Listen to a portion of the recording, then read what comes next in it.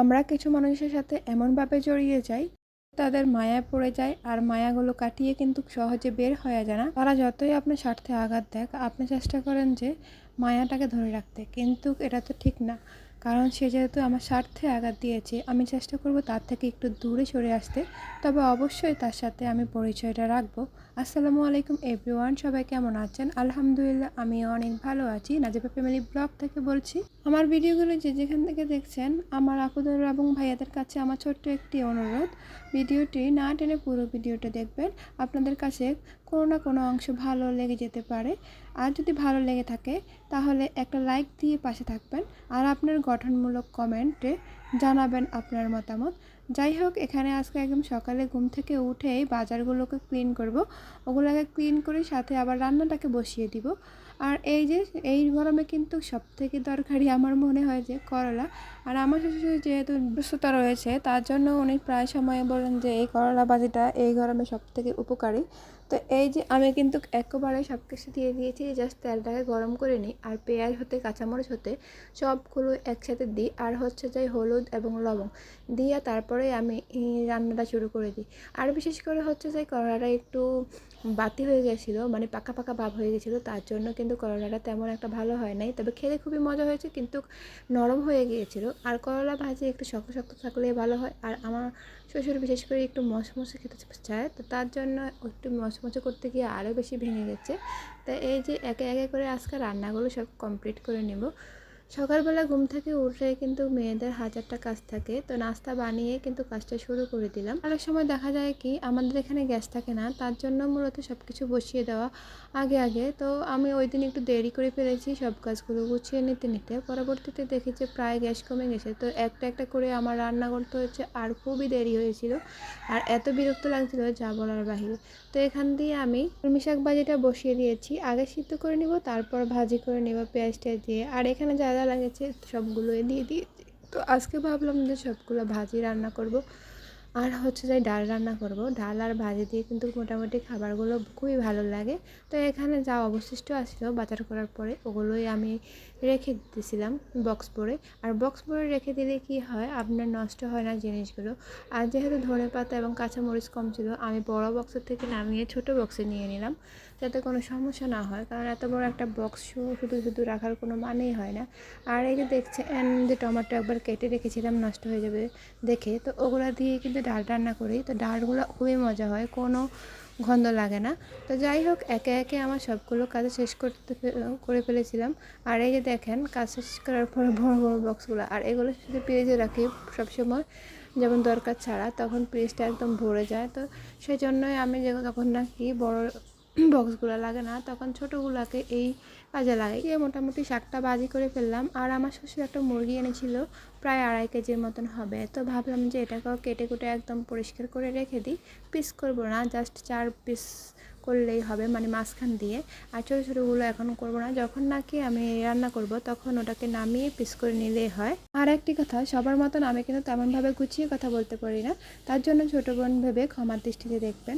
যাই হোক, আমি যতটুকু যা করি সব কিছুই আমি শেয়ার করি তো আপনাদের মাঝে। তো এই যে মুরগিগুলোকে কেটে নিলাম, আর এগুলোকে ভালো করে একটু ধুয়ে নেব, দিয়ে আমি ফ্রিজে রেখে দেবো।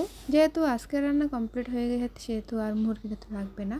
তো যাই হোক, এগুলোকে রেখে দিয়ে তারপরে আমি নেক্সট কাজে যোগ দিব। কারণ বাচ্চাদেরকে নিয়ে একা হাতে সব কিছু করতে গেলে কিন্তু অনেক ঝামেলা হয়। আর বিশেষ করে আপনারা তো আমার মেয়েকে জানেন, তার কথা আর প্রত্যেক দিন উল্লেখ না করাই ভালো। তো একে একে আমার সবগুলো কাজ শেষ। তো আমি যেগুলো দরকার ওগুলো এক পাশে রেখেছিলাম। তো এগুলোকে বলতেছিলাম যে আমার ননদকে যে তুমি একটু পরেতে ভরে রাখো। তো এই যে পরেতে আমি লাস্ট পর্যন্ত ভরে রাখতে হলো, তাকে একটা কথা বললে ততক্ষণে কিন্তু আমি কাজটা কমপ্লিট করে ফেলি। তো যাই হোক, ছোটো মানুষ কী আর বলবো, যার যেমন বুঝছি। আসলে ছোটো বড়ো কোনো কথা না, কাজের একটা গন্তব্য থাকতে হবে, এটা হচ্ছে মেন কথা। আর সে যেহেতু একটু ফোনটাকে বেশি টিপবে, তো তার কাজের প্রতি একটু ইন্টারেস্ট খুবই কম হয়। আর এখান দিয়ে আমার শ্বশুর বাইরে থেকে এসে বলতেছিল যে একটু কিছু ফল দাও, ফল খাবো। তো আমি ওনাকে মালটা কেটে দিয়েছিলাম, আর বলছে যে তরমুজটা খাবো না, কারণ তরমুজে অনেক মিষ্টি, আর যেহেতু ওনার ডায়াবেটিস উনি খাবেন না। তো বারবার যেহেতু বলছেন খাবেন না, সেহেতু দেওয়াটাও ঠিক না। আর এখান দিয়ে আমি তারপরে আমি আমার ছেলে মেয়ের জন্য তরমুজটা কেটেছি। ওদের গরমের আরাম হচ্ছে একমাত্র তরমুজ। তো এই যে কাটে কুটে দিয়েছিলাম, আগে ওদেরকে নাস্তা খাওয়াইছি, তারপরে ভাবলাম যে 11টার দিকে কেন এগুলো দিয়ে দিই। আর এখান দিয়ে দেখতেছিলেন যে আমার পাখির ঘরের অবস্থা খুবই খারাপ। যখন আমি এক হাতে তাড়াহুড়ো করে রান্না করতে যাই তখন এই অবস্থায় আমার হয় সব সময়। তারপরে যখন রান্নাটা কমপ্লিট করি, পাখির ঘরটা কমপ্লিট করি, তারপরে আমি ঘর দুয়ার সব গুছালে তারপরে যদি মনে হয় যে শান্তি। এবার যত কষ্টই হোক না কেন আমার কাজগুলো কমপ্লিট করতেই হবে। তো এই তো আমার ছেলে আর মেয়েকে আমি একটু শৈশবকালে বোঝাচ্ছিলাম যে ছোটোবেলায় আমি এভাবে খেতাম। আর এদিক দিয়ে একটা ঘটনা দেখেন, আমার ছেলেটা এত চুষামি শুরু করে দিয়েছে যে মেয়েরা থেকে খাবেই খাবে, আর মেয়েরা তো কোনোভাবে দিতে নারাজ। এই যে তারপরে একটু খেয়েছে, তারপরেও পারে নাই পুরোপুরিভাবে, এরকম করছে প্রায় 10 সেকেন্ড পর্যন্ত। লাস্ট পর্যায়ে মনে হয় জিতেছে।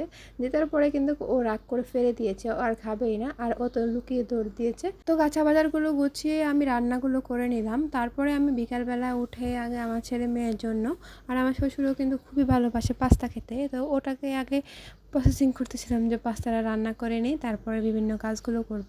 আমাদের গৃহিণীদের কিন্তু সারাদিনে কাজ, যতক্ষণ পর্যন্ত আমি মনে করি যে আমি ঘুমাই না ততক্ষণ পর্যন্তই আমার কাজ থাকে।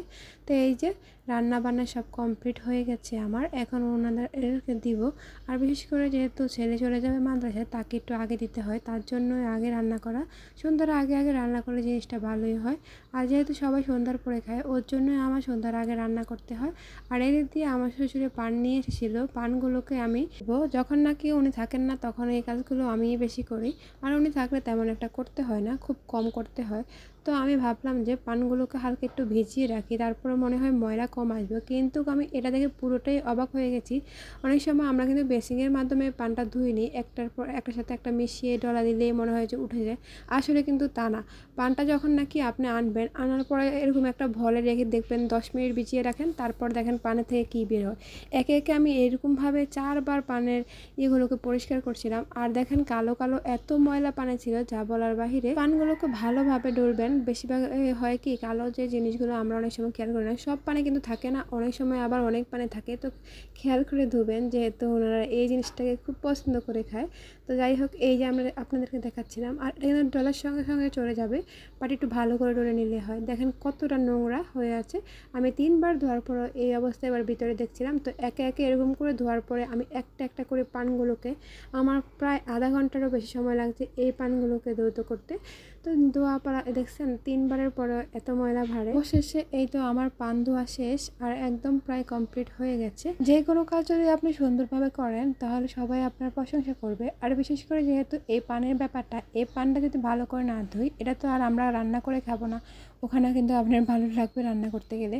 তো যেহেতু ওনারা একদমই ইয়ে করে পানটা পছন্দ করে খায়, তো সেহেতু আমার মনে হয় পানটাকে ভালো করে পরিষ্কার করে রাখা উচিত। তো যাই হোক, একটা ন্যাকড়া বিছিয়ে দিয়েছি, আমার একটা ওড়না। তো ওইটা কোনো কাজে লাগে না, আমি প্রথম থেকে এই কাজগুলো করে থাকি। তারপরে একটা একটা করে দিয়েছি, এটা সংরক্ষণ করব প্রায় 1 মাস পর্যন্ত। এই পানটা কিচ্ছু হবে না আপনার। তো তারপরে এই যে শুকিয়ে গেছে, তারপর শুকানোর পরে আপনি এরকম একটা পলিথিনে রাখে দেবেন। তারপরে একটা বক্স নেবেন বড় দেখে বক্স নেওয়ার পরে যদি আপনি বক্সে রেখে নর্মাল ফ্রিজে 1 মাস পর্যন্ত রাখেন, কিচ্ছু হবে না আপনার পানের। আমি সবসময় এইভাবে পানটা রাখি, আর এটা কিন্তু আমার শাশুড়ি মার থেকে শেখা। এই পানগুলোকে এইভাবে প্রায় 1 মাস পর্যন্ত সংরক্ষণ করে রাখেন। যাই হোক, এই যে এভাবে ফ্রিজে রেখে দিবেন। আর বিশেষ করে আমরা কিন্তু সুপারি সংরক্ষণ করে রাখি পুরো বছরেরটা। তো পুরো বছরটা কীভাবে সংরক্ষণ করে রাখি ওটা নেক্সট একটা ভিডিওতে বলে দেবো নি। আর এই যে আজকে পানের এটা আপনারা কিন্তু যাদের ঘরে মুরব্বি আছে তারা কিন্তু ট্রাই করে দেখতে পারেন, আপনাদের কোনো না কোনো কাজে আসবে। তো আপনাদের সাথে কথা বলতে বলতে আমি কিন্তু ভিডিওর শেষ পর্যন্ত চলে এসেছি। আমার ভিডিওটা যদি আপনাদের কাছে ভালো লেগে থাকে তাহলে লাইক কমেন্ট শেয়ার করবেন এবং চ্যানেলটিকে সাবস্ক্রাইব করে পাশে থাকবেন। আর যদি কোনো ভুল ত্রুটি হয়ে থাকে ক্ষমার দৃষ্টিতে দেখবেন, ছোট বোন ভেবে। পুরো ভিডিওটা কেমন হয়েছে আপনি মতামত প্রকাশ করতে পারেন কমেন্টে। তো আজকের মতো এ পর্যন্তই। সবাই সুস্থ থাকবেন, ভালো থাকবেন। আল্লাহ হাফেজ।